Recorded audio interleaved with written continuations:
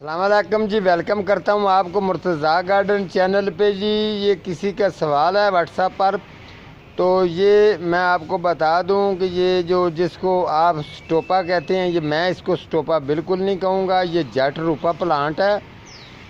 तो ये जट रूपा प्लांट है, तो आपने इसको लगाना किस तरीके से केयर करनी है, और मैं इसकी कुछ क्वालिटियों की बात करूँगा।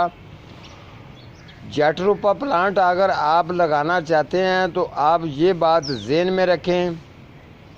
अगर आपने सबसे पहले जिस जगह पर आपने लगाना है, एक हिस्सा जो है, ये अगर 3 पॉइंट होते हैं, एक हिस्सा जो है वो गोबर खाद डालनी है और 2 हिस्से जो है बालू मिट्टी डालनी है। ठीक है, बालू मिट्टी जब आप डाल के इसको मिक्स करेंगे, मिक्स करने के बाद 12 से लेके 14 इंच गमले में इसको लगा दें, फुल तो ऊपर रख दें, तो इसका रिज़ल्ट अच्छा रहेगा, ग्रोथ भी बेहतरीन होगी, पत्ते का साइज़ भी पूरा होगा। ये इसको ऊपर अगर बीमारी अटैक करती है तो उसका भी मैं आपको बताता हूँ।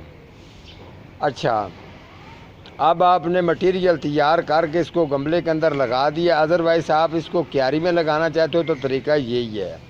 अगर क्यारी में लगाना है तो दीवार से तकरीबन 2 फुट पीछे हट के लगाना है, दीवार के साथ जोड़ के नहीं लगाना। अगर आप इसको बुशी बनाना चाहेंगे तो ये बुशी भी बन जाता है। अगर आप इसको दरख्त बनाना चाहेंगे तो ये दरख्त भी बन जाता है। अगर आप लाइट खूबसूरत इसके पत्ते अगर देखना चाहते हैं तो आपको तरीका ये करना पड़ेगा, थोड़ा सा कभी कभार अगर पाइप से पानी लगाते हो तो तब भी इसके पत्तों को शावर करना है। दरअसल में ये जट रूपा प्लांट एक ऐसा प्लांट है, ये आपको कहीं भी ये नर्सरियों पर इतना फ्रेश तंदुरुस्त कम मिलेगा।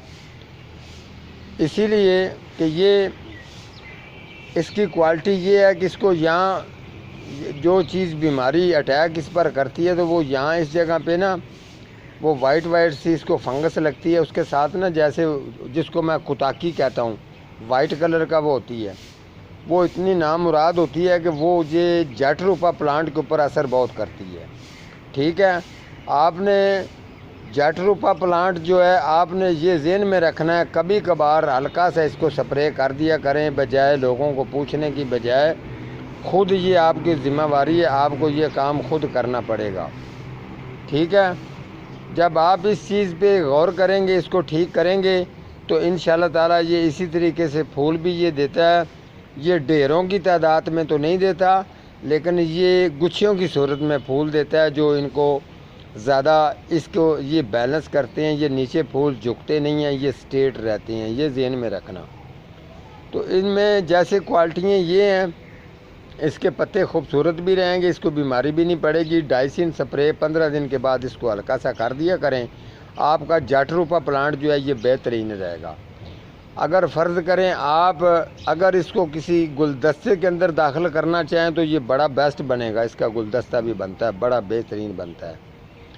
अगर आप इसकी टहनियाँ काट के ये वाली चीज़ें हैं, ये पानी के गिलास के अंदर रख देंगे तो ये तब भी जिस तरीके से ये नीचे से पावर से हो के ऊपर आ चुका है, ये फिर भी जो है ना ये खिलेंगी, ये कलियाँ खिल जाएंगी जिस तरीके से वो ग्लैड वगैरह खिलता है।